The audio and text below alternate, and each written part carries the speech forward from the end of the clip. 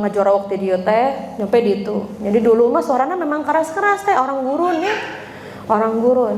Jadi apa panggilannya? Kata Abbas bin Abdul Muthalib, wahai orang-orang yang berbaiat di bawah pohon.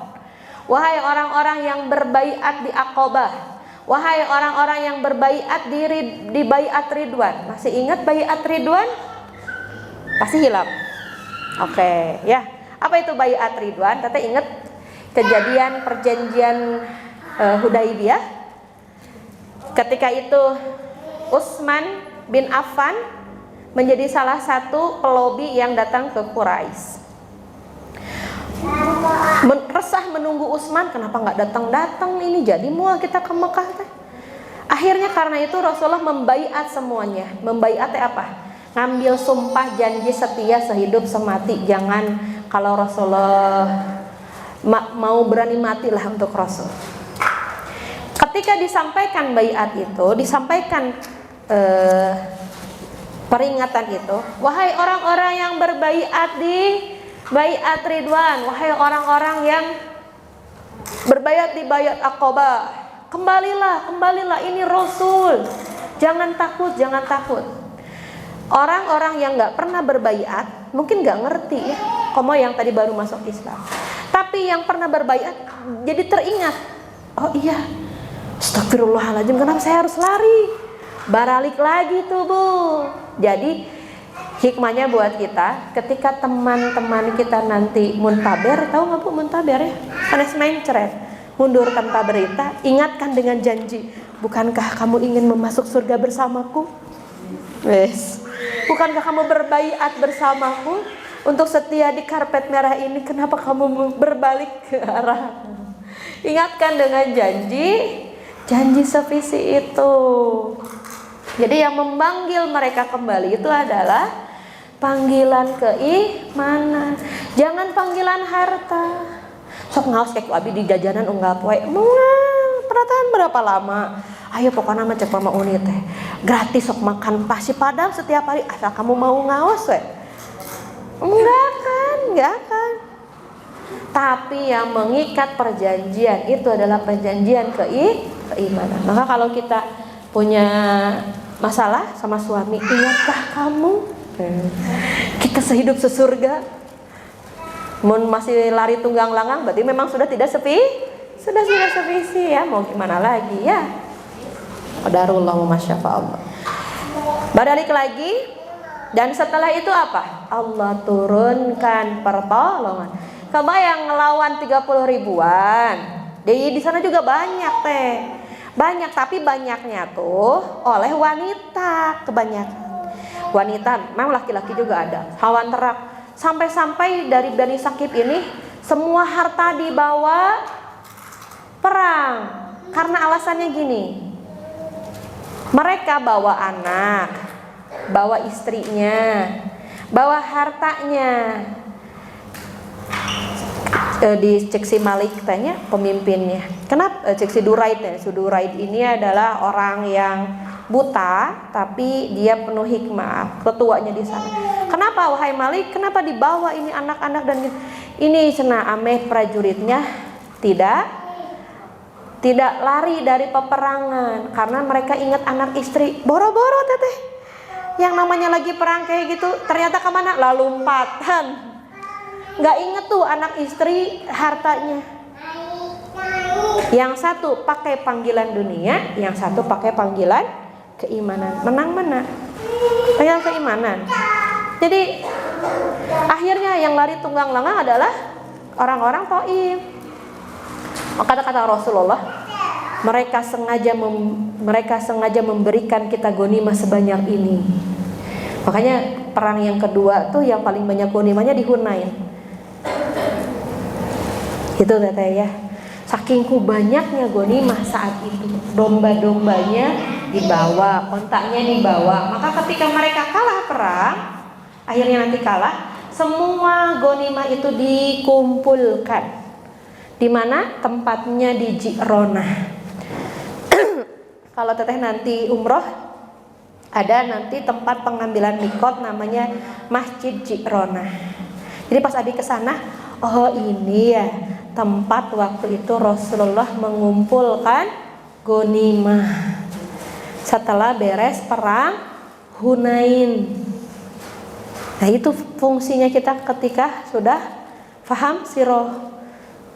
Nggak sekedar piknik, tapi oh ini ya, kebayang ya segini tempatnya luas, isinya domba, onta, anak-anak, perempuan dan semuanya. Masya Allah, tabarakallah.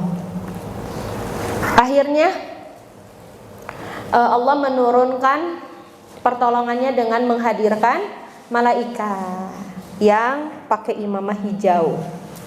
Cirinya tehnya seperti biasa, ciri orang-orang yang menjadi sasaran malaikat itu ujung-ujung tebasannya tuh tutung, ayat tutungan. Kan misalnya gitu, ini mah ayat tutungan, saking ku pedangnya ada apinya gitu teh. Jadi 2 kali Allah turunkan pertolongan, satu di perang Badar, satu lagi di perang Hunain. Balik tuh, balik keadaan, akhirnya menang. Udah gitu teh, tidak tahu dirinya teteh, tidak tahu dirinya ya orang-orang yang baru masuk Islam ini. Ketika Rasulullah sudah mengumpulkan ghanimah, ketika udah mau beres perang, mereka turujung datang, ayo gitu, kayak apaan sih gitu ya, karek oke, atosan perang lagi gitu teh, karena mau dibagi ghanimah. Kan ghanimah segitu banyaknya dikumpulkan di Jironah, udah beberapa hari. Disimpan dulu, nggak dulu dibagikan, disimpan dulu deh, nggak dulu dibagikan. Kemudian digiringlah sampai ke gerbang Taif. Jadi mereka tidak berada di rumah-rumahnya, tidak berada di benteng-bentengnya, mereka menyerangnya ke jalan. Akhirnya mereka lari-lari lompatan ke Taif, ke kotanya, sampai dikepunglah itu berhari-hari. Tapi Allah tidak mengizinkan untuk Taif saat itu jatuh. Kata Umar kayak gini, ya Rasulullah, mau 1 tahun, 2 tahun kita tunggu pokoknya di sini, pasti mereka menyerah. Tapi kata Rasulullah, silakan ya Umar, tapi Allah belum mengizinkan kita bisa membebaskan kota Taif. Jadi mau segimanapun kita berusaha, tapi kalau Allah belum izinkan ya nggak terjadi. Jadi iya ditaruhan, nggak keluar, nggak bisa tembus karena memang Allah belum mengizinkan kota Taif. Tapi di balik hikmahnya pemimpin yang tadi masuk Islam, mereka yang laki-laki ini lari ke Taif, ditinggalkan hartanya, pedangnya, anak, istri, semuanya ditinggalkan teteh. Akhirnya mereka teh sedih yang di dalam Taif ini teh.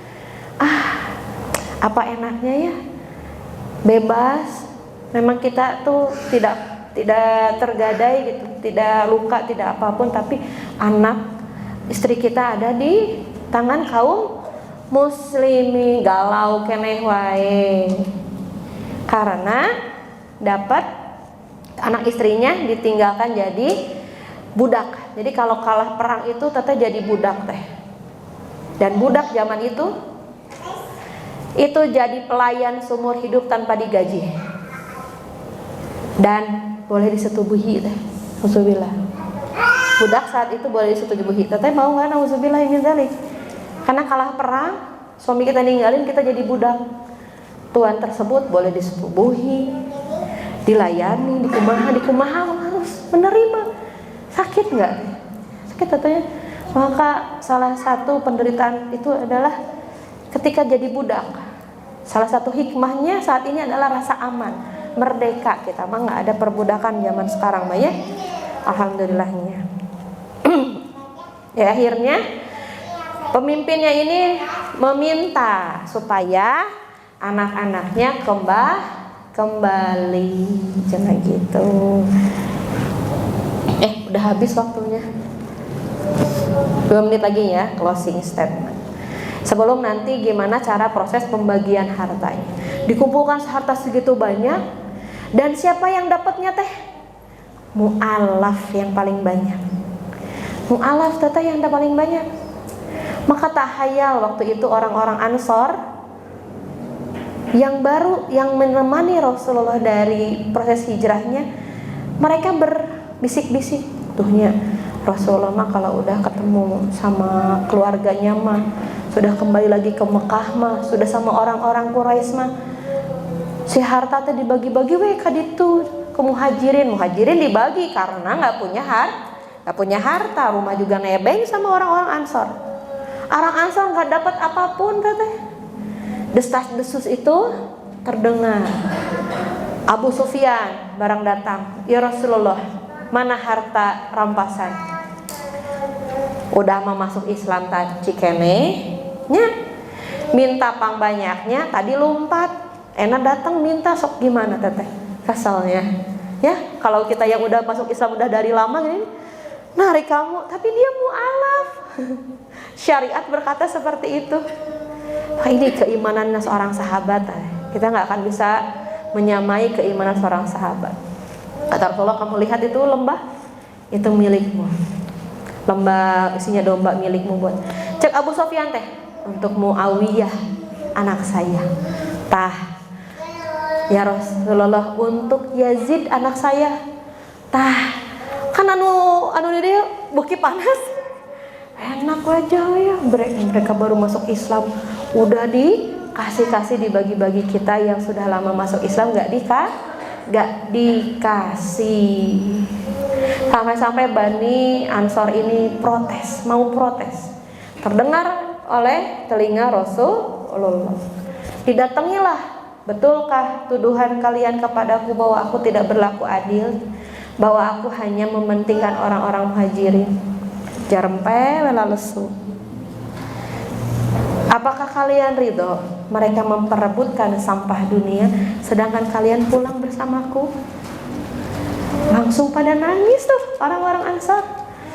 Mereka memperebutkan harta-harta dunia, sampah-sampah dunia, sedangkan kalian pulang bersamaku. Dan Rasulullah pulang lagi ke Madinah.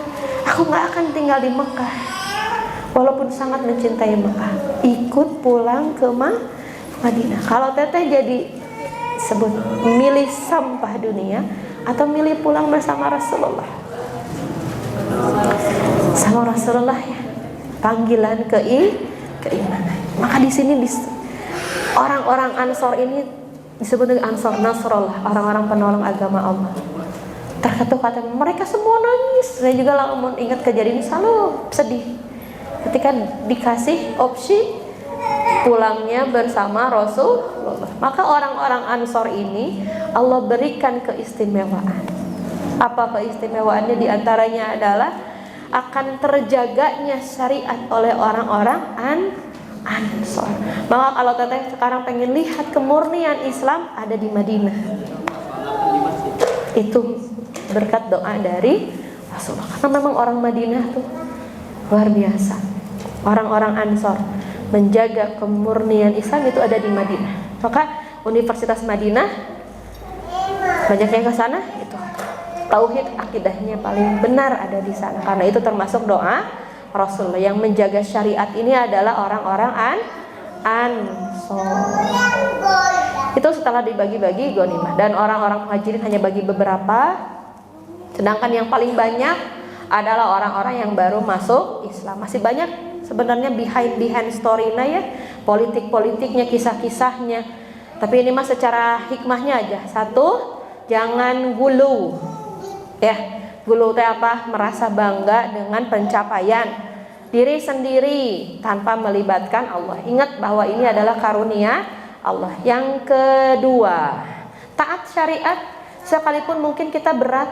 Nah, karena di sanalah keimanan kita diuji. Seperti keimanan orang-orang Ansor, harus merelakan ghanimah-ghanimah tersebut untuk orang-orang yang baru saja masuk Islam. Ketiga, ketika kita menemukan suatu masalah dengan siapapun itu, ingatlah dengan panggilan-panggilan keimanan. Jangan panggilan dunia. Dulu kamu udah digaji sakitu, dulu kamu udah saya diberi sakitu, kamu enak gitu.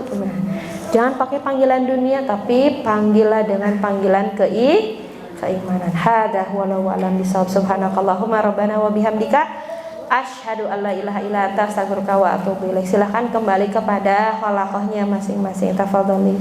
Assalamualaikum warahmatullahi wabarakatuh.